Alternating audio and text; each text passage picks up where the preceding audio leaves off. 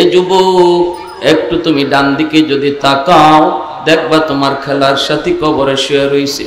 বাম দিকে যদি তাকাও দেখবা তোমার লেখা পড়ার সাথী কবরে চলে গেছে। কত মায়ার মানুষ, কত মায়ার মানুষ। ওই মায়ার মানুষটা আজকে কবরে শুয়ে আছে। এতটুকু কথা যদি দিল দিয়া তুমি ভাবো, অন্তরটা অটোমেটিক নরম হয়ে আসবে। কত যুবক ঘুমায় আর ঘুম থেকে উঠে না। কত যুবক বাপ মার কাছ থেকে বিদায় নিয়ে ঘর থেকে বের হয় আর বাপ মার কাছে ফিরে আসে না। কত বাবা সন্তানের কাছ থেকে হাসি মুখে বিদায় নেয় আর সন্তানের সামনে ফিরে আসে না। এতটুকু কথা যদি দিলের ভিতরে তুমি আনতে পারো যুবক, তাহলে তুমি দেখবা চুলদারি সাদা হওয়ার বয়স তোমার পাওয়া লাগবে না। কে তোমাকে গ্যারান্টি দিল আমি গুনাহগুলি ছাড়ব, এক সময় আমি আল্লাহকে মানব? এতটুকু গ্যারান্টি কে তোমারে দিল? কে তোমাকে দিল? কে দিল? যদি তুমি আর আমি এই মুহূর্তে এতটুকু আল্লাহকে বলতে পারি, মালিক জানি না কোন দিন মালাকুল মউতের সাথে আমার সাক্ষাৎ হয়ে যায়, ঘরে হয় না বাকিরা হয়, গাড়িতে হয় না বাড়িতে হয়, জানি না মালিক, জানি না। এই কথাটা মনে কইরা দিলটাকে নরম করে এই মুহূর্তে যদি আমি কই, আল্লাহ যা করেছি ভুল করেছি, আর না আর না। আল্লাহ পাক তোমার আমার জিন্দেগির গুনাহ যদি পাহাড় পরিমাণ হয়, আল্লাহ বলেন বান্দা তোর পাহাড় পরিমাণ গুনাহকে আমি পাহাড় পরিমাণ নেকি বানায় দিব। গুনাহ যদি সাগর পরিমাণ হয়, সাগর পরিমাণ গুনাহকে আল্লাহ সাগর পরিমাণ নেকি বানায় দেয়। তওবার এত পাওয়ার, এত পাওয়ার, খাঁটি দিলে অনুতপ্ত হয়ে আল্লাহর কাছে তওবা করার এত পাওয়ার, গুনাহ নেকি হয়ে যায়। সুবহানাল্লাহ, গুনাহ নেকি হয়ে যায়। এজন্য একজন তওবাকারীর জীবনের গুনাহ শুধু থাকে না এমন না, গুনাহ পরিমাণ নেকিও আল্লাহ তার পক্ষ থেকে তারে দান করে দেয়। এজন্য কিয়ামতের ময়দানে তওবাকারী আমলনামা দেখে বুঝতে পারবে না এটা তার আমলনামা নাকি অন্য কেউ আমলনামা। বলবে মালিক মনে হয় তোমার ফেরেশতারা ভুল করে আমাকে আমলনামা দিয়া দিছি, এটা আমার হতেই পারে না। আল্লাহ বলবেন কেন? এই আমল তো আমি করি নাই, এটা তো আমি করি নাই, ওটা তো আমি করি নাই। ফেরেশতারা মনে হয় ভুল করেছে। আল্লাহ তখন বলবেন বান্দা আমার ফেরেশতারা কখনো ভুল করে না রে, তুমি যে খাঁটি দিলে তওবা করেছিলা, এই তওবার খাতিরে আমি আল্লাহ তোমার গুনাহগুলি নেকি দ্বারা বদলায়া দিছি। আহাদুল লাইসা কামিসলি সামাদুল লাইসা কাফাদলি লিমানিল মুলকু তুগুইতু সাদাওয়ার খুদাই তো খুদাওন্দে আমি নি তো খুদাওন্দে ইয়াসারি তো খুদাওন্দে জবি নি তো খুদাওন্দে সামাই তো রহিমি তো করিমি তো সামিঈ তো বসিরি তু মুইদ্দি তু মুযিল্লি তু মালিকিল আরশি বজাই বরি আল খুরদন অখুফতন বরি আল তুহমত মরদন বরি আল বিম উমিদি বরি আল রঞ্জ বালাই। হযরত আবু বকর সিদ্দিক রাদিয়াল্লাহু তাআলা আনহু ওমর ফারুক রাদিয়াল্লাহু তাআলা আনহুকে বলেন, ভাই ওমর, আমার মনে হয় তুমি ওমরের জীবনের নেকি আমি আবু বকরের চেয়ে বেশি। হযরত ওমর বলেন, আপনি উম্মতের ভিতরে শ্রেষ্ঠ, আপনার চেয়ে আমার নেকি বেশি হয় কেমনে? দলিল দলিল। সিদ্দিক আকবর বলে, দলিল হলো আল্লাহর কোরআনের আয়াত। কোন আয়াত? তুই কোরআনের আয়াত, ইল্লা মান তাবা ওয়া আমানা ওয়া আমিলা আমালান সালিহা ফাউলাইকা ইউবাদদিলুল্লাহু সাইয়্যাতিহিম হাসানাত। আল্লাহ বলেছেন তওবার খাতিরে আল্লাহ পাক গুনাহ কি নেকি দ্বারা বদলায় দেয়, গুনাহ কি নেকি দ্বারা বদলায় দেয়। অতএব যার যেই পরিমাণ গুনাহ নেকিও হয়ে যাবে সেই পরিমাণ তওবার কারণে। সুবহানাল্লাহ জোরে বলেন। গুনাহগারের গুনাহ যত বেশি তওবার খাতিরে নেকিও হয় তত বেশি। তোমার পিছনের জীবনের গুনাহ তো আমি আবু বকরের চেয়ে বেশি, ঈমান আনার কারণে তওবা করার কারণে নেকিও তো তোমার বেশি হয়ে গেল। এই কথা বলতে আবু বকর সিদ্দিক রাদিয়াল্লাহু তাআলা আনহুকে হযরত ওমর ডাক দিয়ে বলে, ভাই আবু বকর, আমি এত কিছু বুঝি না রে ভাই, এত কিছু আমি বুঝি না। যদি আমি ওমরের জীবনের নেকি তোমার আবু বকরের জীবনের নেকির চেয়ে বেশি হয়, তাহলে আসো আমরা নেকি বদলা বদলি করি, নেকি আমরা পাল্টা পাল্টি করি। হযরত আবু বকর বলেন, কেমনে? ওমর বলেন, আমি ওমর আমার জীবনের সব নেকি তোমাকে দিয়া দিব, বিনিময়ে তুমি আমাকে জীবনের নেকি লাগবে না, শুধু এক রাতের নেকি দিয়া দিবা। সিদ্দিক বলেন, ভাই কোন রাতের কথা বলছো? হযরত ওমর বলেন, সেটা হলো মায়ার নবীর সাথে হিজরতের রাত। যেই রাতে আমার নবীকে নিয়ে তুমি হিজরত করেছো, আমার নবীকে নিয়ে হিজরত করার কারণে নবী তোমাকে বলেছিলেন, আবু বকর রেডি থাকো, হিজরত করা লাগবে। ওই দিনের পর থেকে 40টা রাত পর্যন্ত তুমি ঘুমাও নাই। দরজার পাশে কান খাড়া করে দাঁড়ায় দাঁড়ায় শুধু অপেক্ষায় ছিল কখন আমার মায়ের নবী আয়েশা আমাকে ডাক দি, আবু বকর চলো হিজরতের টাইম হয়ে গেছে। এতটুকু ডাক শোনার জন্য তুমি 40টা রাত ঘুমাও নাই, একটা দুইটা রাত নয়, 40টা রাত তুমি ঘুমাও নাই। অবশেষে সেই রাত আসলো, নবীকে নিয়ে তুমি হিজরতের উদ্দেশ্যে রওনা দিলা। ওই যে গারে সুর, যে গারে সুরের মধ্যে নবীকে নিয়ে 3 দিন তোমরা অবস্থান করেছিলে, সেই গার কত উঁচু পাহাড়ের উপর, যারা মক্কা মদিনা গেছেন তারা দেখছেন। ওই গার, যেই গারে আমার নবী 3 দিন অবস্থান করেছিলেন, কত উঁচু পাহাড়, পাহাড় বেয়ে বেয়ে ওটা কত কঠিন, কত কঠিন। আজ তো সৌদি সরকার রাস্তা করে দিছে, তখন তো রাস্তাও ছিল না, সেই পাহাড়ের উপরে উঠার পাথর বেয়ে বেয়ে উপরে উঠতে হতো।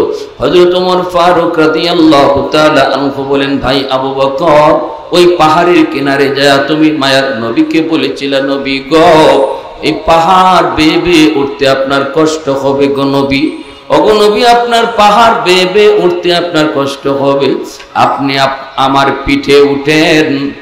মায়ার নবীর নিজের পিঠে উঠাইয়া তুমি একা পাহাড় বায়া বায়া সেই গর্তের মধ্যে যায় পৌঁছিলা। আমার নবীর নিজের কাঁধে উঠাইয়া পাথর বেয়ে বেয়ে সেই গুহার কিনারায় গেলা, নবীর কষ্ট দিতে দাও নাই, জোরে বলি সুবহানাল্লাহ।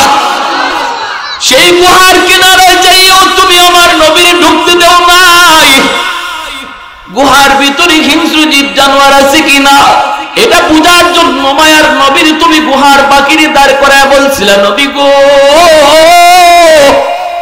আপনি আগে ঢুকেন না গো নবী, আপনি আগে ঢুকবেন না, আমি আবু বকর আগে ঢুকবো। যদি কোনো হিংস্র জীব জানোয়ার থাকে, আমি আবু বকরের ক্ষতি হয়ে যাক, আমার জান যাক, উম্মতের এত ক্ষতি হবে না, কিন্তু আপনার যদি কোনো ক্ষতি হয় উম্মত ক্ষতিপূরণ দিতে পারবে না। ওই জায়গায় নবীর দাঁড় করায়া নিজে গুহার ভিতরে ঢুকলা, ঢুইকা যতগুলি গর্ত ছিল পাগড়ি চিরা চিরা গর্তের মুখগুলি বন্ধ করেছ। একটা গর্তের মুখ বন্ধ করার মতো কাপড় অবশিষ্ট তোমার কাছে ছিল না, সেই গর্তের মুখটা নিজের পা দিয়ে আটকায় রাখছো। ভালো করে তুমি জানো এই গর্তে যদি সাপ থাকে তাহলে সাপে তোমারে কামড় দিবে, তবু আমার মায়ের নবীর যেন কোনো ক্ষতি করতে না পারে, পা দিয়ে গর্তের মুখটা আটকায় রাখছো। সত্যি সেই গর্তের ভিতরে সাপ ছিল, এই সাপ আমার মায়ার নবীরে এক নজর দেখার জন্য পাগল ছিল, পাগল। তোমার পায়ের কারণে সাপ বের হতে পারে না, বিদায় সাপ তোমার পায়ে দংশন করলো। ও ভাই আবু বকর, ওই গুহার ভিতরে মায়ার নবীকে নিয়ে ঢুকলা।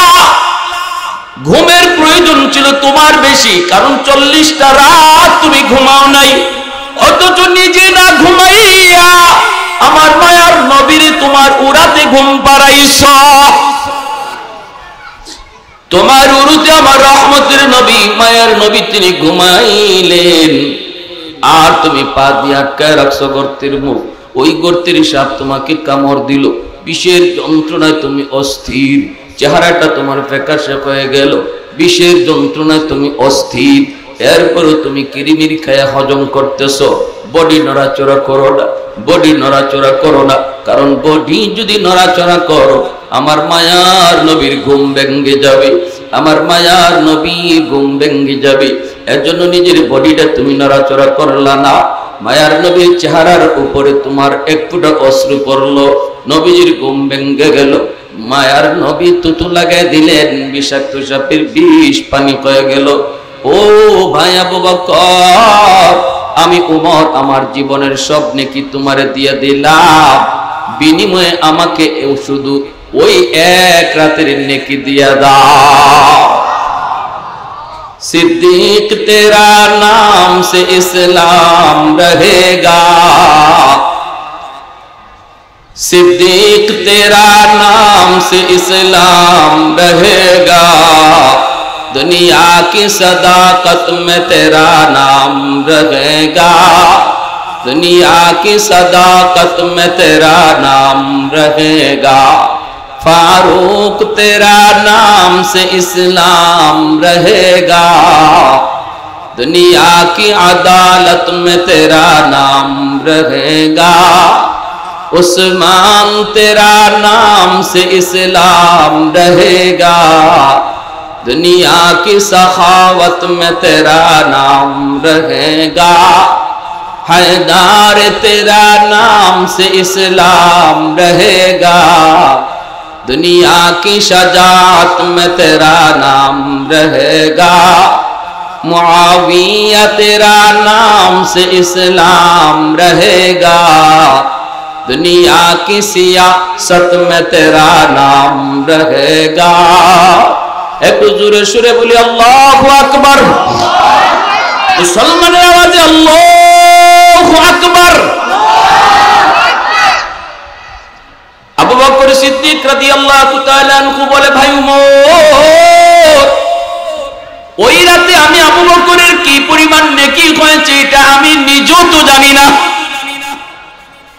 আমি যে এক রাতের নেকি তোমাকে দিব, বিনিময়ে তোমার জীবনের নেকি নিয়ে আনব, নিব আর দিব, কেমনে দিব আমি তো নিজেই জানি না। চলো মায়ের নবীর কাছে যাই। দুজন আল্লাহ নবীর কাছে হাজির। আল্লাহ নবী জিজ্ঞেস করেন, কেন, কি জন্য এসেছো? সিদ্দিক আকবর বলে, নবী গো, আমরা আমাদের জীবনের নেকি বদলা বদলি করতে চাই গো নবী। উমর তার জীবনের নেকি আমাকে দিয়ে দিতে চায়, বিনিময়ে আমি আবু বকরের জীবনের নেকি চাই না, শুধু এক রাতের নেকি চাই। অথচ আমি নিজেও জানি না ওই এক রাতে আমার কি পরিমাণ নেকি হয়েছে। আল্লাহর নবী তখন বলেন, কোন রাতের কথা বলছো আবু বকর? সিদ্দিক আকবর বলে, নবী গো, ওই রাত হলো আপনার সাথে হিজরতের রাত, এই রাত হলো আপনার সাথে হিজরতের রাত। আল্লাহ নবীকে, আবু বকর, জীবনের নেকি বদলা বদলি করবা কি করবা না আমি নবী জানি না, আমি তোমাদের কোনো পরামর্শ দিব না। কার মন খুশি হয় আর কার মন নারাজ হয়, একজন নবীর ডান হাত আর একজন নবীর বাম হাত, একজন নবীর ডান হাত আর একজন নবীর বাম হাত, নবীর পাশের সবচেয়ে কাছের দুই বন্ধু। আজও আমার নবীর সেই দুই বন্ধুকে নিয়ে মদিনার রওজায় নবী শুয়ে আছেন, ডানে বামে নবী রওজায় শুয়ে আছেন। আবার নবীর সম্পর্কে শ্বশুর, এজন্য মায়ের নবীকে, আবু বকর, আমি কোন রায় দিব না, আমি কোন রায় দিব না রে আবু বকর, তবে যেটা জানতে চেয়েছো সেটা বলতে পারি, ওই রাতে তোমার কি পরিমাণ নেকি হয়েছে সেটা বলতে পারি, বাকি এরপরে কি করবা সেটা তোমার ইচ্ছা। আল্লাহর নবী বলে, আবু বকর, গোটা উম্মতের নেকি যদি এক পাল্লায় রেখে দেওয়া হয় আর তোমার এক রাতের নেকি এক পাল্লায় রাখা হয়, তোমার পাল্লা ভারী হয়ে যাবে। এ যুবক, এজন্য বলি আল্লাহর গোলাম, সব জিনিসে সময় লাগে, সময় লাগে না আল্লাহর ওলি হইতে। সব জিনিসে সময় লাগে, সময় লাগে না আল্লাহর ওলি হইতে। আল্লাহর ওলি মানে কি? আল্লাহকে খুশি করা।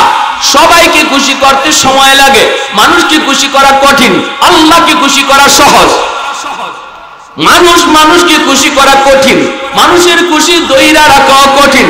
আল্লাহকে খুশি করাও সহজ, আল্লাহকে খুশি রাখাও সহজ।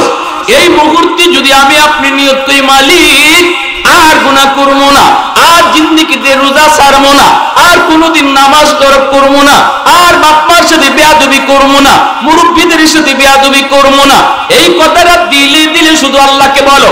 আল্লাহ দিলের খবর জানেনি না জানে না। আল্লাহ মুহূর্তের ভিতরে তোমার আমার নাম গুনাহগারের তালিকা থেকে কাইটা বসার আগে ছিলাম আমি গুনাহগার, দিলে দিলে তওবা করার সাথে সাথে হয়ে গেলাম আল্লাহর ওলি। এই জমিন আল্লাহ টিকায় রাখছে কেন জানোনি?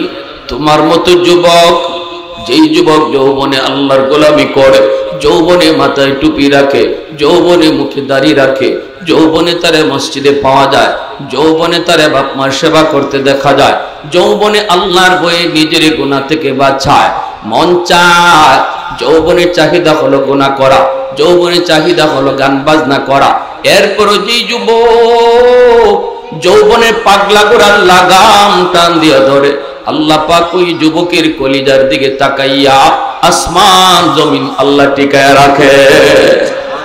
লাউলা মাশাইখু রুক্কা ওয়াশশাবাবু খুশশা ওয়াল আতফালু রুদ্দা ওয়াল আনআমু রুত্তা লাজআলতুস সামাআ হাদিদা ওয়াল আরদা সাফসাফা ওয়াত তুরাবা রামাদা ওয়ামা আনজালতু মিনাস সামাই কাতরা ওয়ামা আমবাততু মিনাল আরদি নাবাতা বাল আনজালতু আলাইকুমুল আযাবা সাব্বা। আল্লাহ পাক রব্বুল আলামিন কয়, প্রতিদিন জমিন আল্লাহর কাছে আবদার করে, মালিক অনুমতি দাও গুনাহগারকে আমি গিলে ফেলি, আর কত আমি জমিন সইব, আমার উপর দিয়া নাফরমান আর কত হাঁটবে, আমি জমিন তার লোড আর নিতে পারি না, আর তার লোড নিতে চাই না, অনুমতি দাও আমি তার গিলে ফেলি, আমি তার বাড়ি সহ গিলে ফেলি, শুকরের 5 তলা বিল্ডিংটা আমি গিলে ফেলি। প্রতিনিয়ত আল্লাহর কাছে জমিন আবদার করে। তুরস্কের জমিন 5 তলা 10 তলা বিল্ডিং গিলে ফেলেছে, সিরিয়ার জমিন 50,000-এর উপরে মানুষ গিলে ফেলেছে। আল্লাহ পাক রব্বুল আলামিন কয়, হাদিসে কুদসি আল্লাহ বলে, আলা কুল্লা ইয়াউমিন ওয়াল আরদা ইস্তাজিলু রাব্বাহু, শুধু সিরিয়া আর তুরস্কের জমিন নয়, বাংলার জমিনও আল্লাহর কাছে প্রতিনিয়ত আবদার করে, মালিক অনুমতি দাও, আর কত আমি গুনাহগারের হাঁটা দেখব, আর কত আমি গুনাহগারের পায়ের আওয়াজ শুনবো, আর নাফরমানের কত হাঁটা আমি দেখব।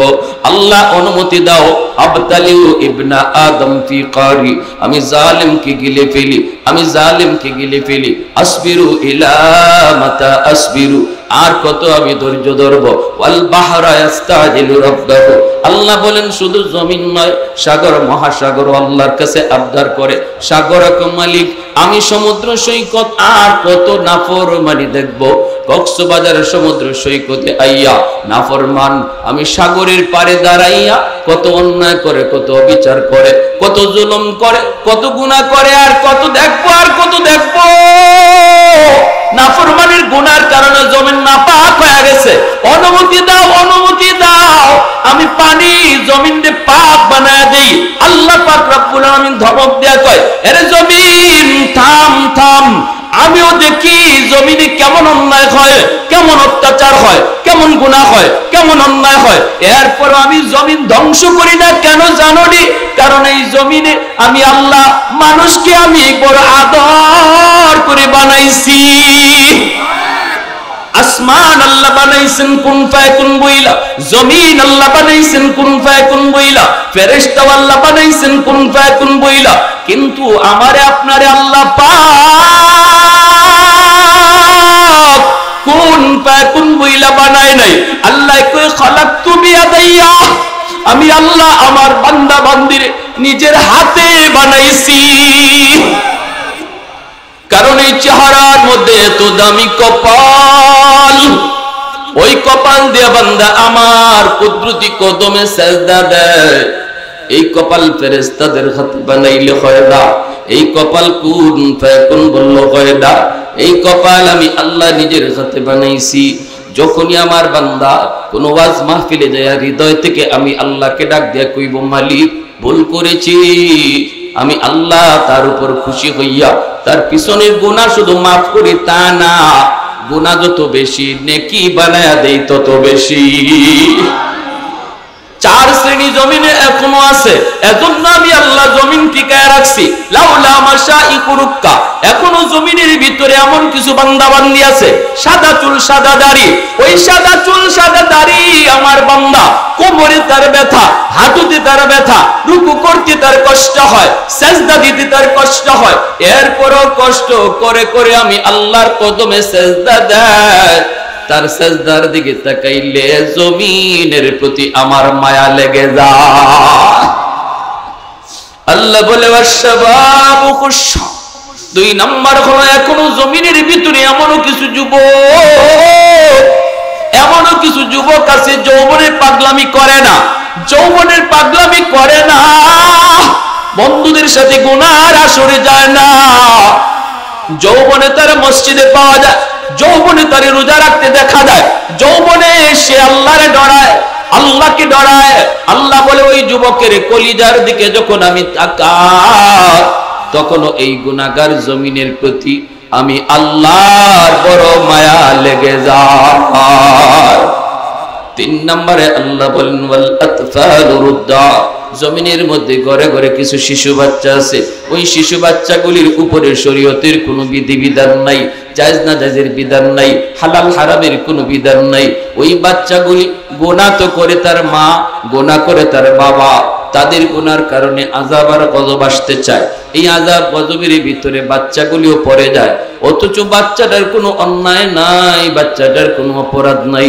এই বাচ্চাটা আযাবে পইরা গজবে পইরা যখন টুট ভাঙ্গা ভাঙ্গা কইরা কান্দে, আমি আল্লাহ তার কান্না দেখলে জমিনের প্রতি মায়া লেগে যায়। এজন্য এই শিশু বাচ্চাদেরকে মারধর করবেন না, শিশু বাচ্চাদেরকে গালাগালি করবেন না। এর যুবক তোমার আমার গুনার কারণে আযাব আইসা শেষ করে দিতে চায়, ওই বাচ্চাটার খাতিরে আযাব দূরে থাকে। সুবহানাল্লাহ জোরে খাও। ইন্না রাহমাতি সাবাকাত আলা গাযাবি, আল্লাহ কই গজব ধেয়ে আসতে চায়, ধেয়ে আসতে চায়, আর ওই বাচ্চার খাতিরে আমার রহমত আগে চলে যায়, আমার রহমত আগে চলে যায়, আগে চলে যায়। ওই যুবক যেই যুবকের কলিজা আল্লাহর ভয়, ঘুমাইতে গেলে গান শুনে ঘুমায় না, দুরূদ পইরা জিকির পইরা ঘুমায়, কারণ সে জানে এই রাত তার জীবনের শেষ রাত হতে পারে। এজন্য ঘুমাইতে গেলে গান শুনে ঘুমায় না, আল্লাহর ভয়ে ঘুমায়, ফজরের সময় নামাজে হাজির হয়। আল্লাহ বলে ওই যুবকের দিকে তাকাইয়া আমি আল্লাহর রহমত জমিনে আগে চলে যায়। বৃদ্ধ বাবাজিরা, ওই বৃদ্ধ বাবাজি যেই বৃদ্ধ মানুষটা সাদা চুল সাদা দাড়ি, শরীরে তার শক্তি নেই, এরপরও চেয়ারে বসে নামাজ পড়ে না, সেজদা দিতে তার কষ্ট হয়, এরপরও জমিনে কপালটা টেকায়। আল্লাহ বলে তার সেজদার দিকে তাকাইলো আমি আল্লাহ জমিনের প্রতি আমার মায়া লেগে যায়। এ ভাই মনে রাখবা, যুবক মুরব্বিদের সাথে বেয়াদবি কইরো না রে, মুরব্বিদের সাথে বেয়াদবি করবা না। নবী কইছে তোমার আব্বা যদি কবরে চলে যায়, বাবার বয়সের মানুষগুলারে তুমি যদি শ্রদ্ধা করো, বাবার বয়সের মানুষগুলারে যদি তুমি ইজ্জত করো, সম্মান করো, আল্লাহ পাক তোমার খেদমত বাবার কবরে আল্লাহ পৌঁছায় দিব। আর বাবার বয়সের মানুষের কলিজায় যদি ব্যথা দাও, বাবার কলিজায় ব্যথা দিলা, কবরে শুয়ে থাকা বাবার কলিজায় তুমি ব্যথা দিলা। বনু তামিম গোত্রের যুবককে আল্লাহ নবী এইভাবেই সবক দিয়েছেন, এইভাবেই সবক দিয়েছেন। এজন্য বলতেছি যুবক, হযরত আলী রাদিয়াল্লাহু তাআলা আনহু মসজিদে যাবেন, মসজিদে নববীর ইমাম আল্লাহ নবী, রহমতের নবী, মায়ের নবী ইমামতি করেন। আলী রাদিয়াল্লাহু তাআলা আনহু ঘর থেকে বের হয়েছেন, মসজিদে গিয়ে জামাতে শরীক হবেন, কিন্তু চিকন একটা গলি, এই গলি দিয়ে হযরত আলী তিনি যাইতে পারেন না। গলির মধ্যে একটা বৃদ্ধ মানুষ লাঠি দিয়ে বর দিয়া কোমর বাঁকা হয়ে গেছে। এই লোকটার কারণে হযরত আলী দ্রুত যাইতে পারেন না। গলিটা এত চিকন, একজন আইলে আরেকজন পাস হতে পারে না। হযরত আলী রাদিয়াল্লাহু তাআলা আনহু তিনি চিন্তায় পড়ে গেলেন, এখন কি আমি ওই বৃদ্ধ মানুষটার একটু চাপ দিব, মুরব্বী মানুষটারে বলবো চাচা একটু সাইড দেন, এতটুকু তারে বলবো নাকি বলবো না? যদি বইলে আমি সামনে আগাই তাহলে নবীকে আমি রুকুতে পাবো, আমার রাকাত একটাও ছুটবে না। আর যদি আমি মুরব্বী মানুষকে সম্মান করে তার পিছনে পিছনে যাই তাহলে আমার রাকাত ছুটে যাবে, আল্লাহর নবীর পিছনে এক রাকাত হয়তো পাবো না। কি করব? আলীর মন আলীকে কয়, আলী রে, ওই মুরব্বী মানুষকে আল্লাহ পাক বৃদ্ধ হওয়ার কারণে আল্লাহ সম্মান দেয়, তুমিও তারে সম্মান দাও। হাত উঠাইতে সাদা দাড়ি সাদা চুল হাত উঠাইলে আল্লাহ বলেন আমার লজ্জা লাগে। সুবহান আল্লাহ বলেন আমার লজ্জা লাগে। আর তুমি সাদা দাড়িতে কালো কালো মেহেন্দি লাগাও, সাদা দাড়িরে কালো বানাও, অথচ এই সাদা দাড়িটা আল্লাহর কাছে কত প্রিয়। যখন এই সাদা দাড়ি নিয়ে বান্দা হাত তোলে আল্লাহ বলে তার হাতটারে ফিরাই দিতে আমার লজ্জা লাগে।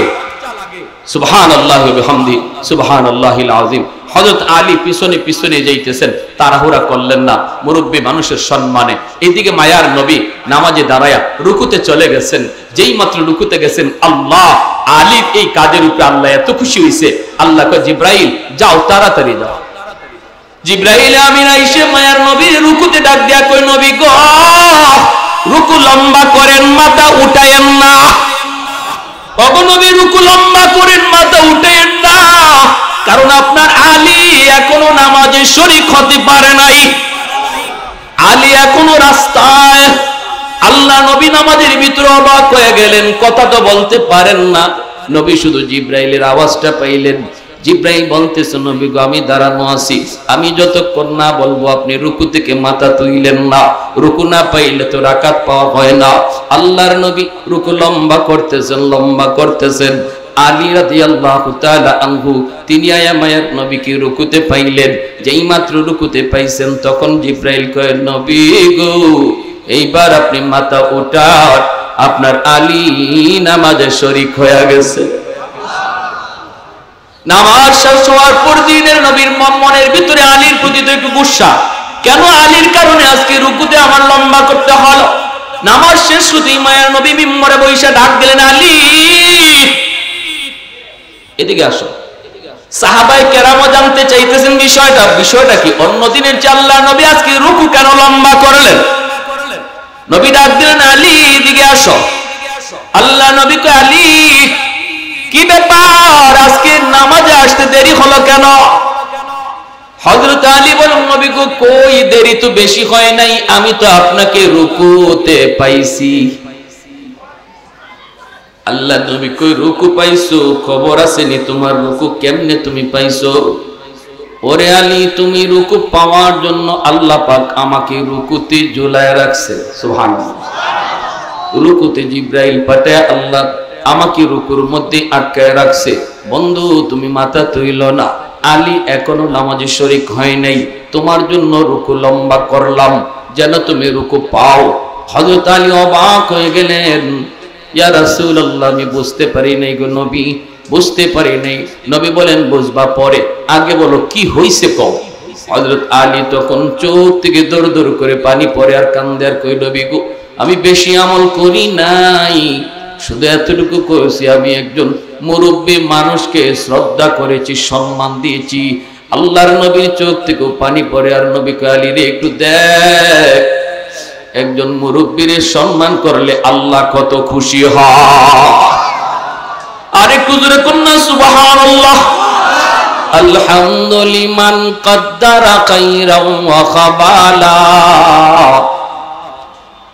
الحمد لمن قدر خيرا وخبالا والشكر لمن صور حسنا وجمالا والشكر لمن صور حسنا وجمالا فرد صمد عن صفة خلق بريء رب أزلي خلق الخلق كمالا لا ضد ولا ند ولا حد لمولا لا ضد ولا ند ولا حد لمولا الآن كما كان ولم يلق زوالا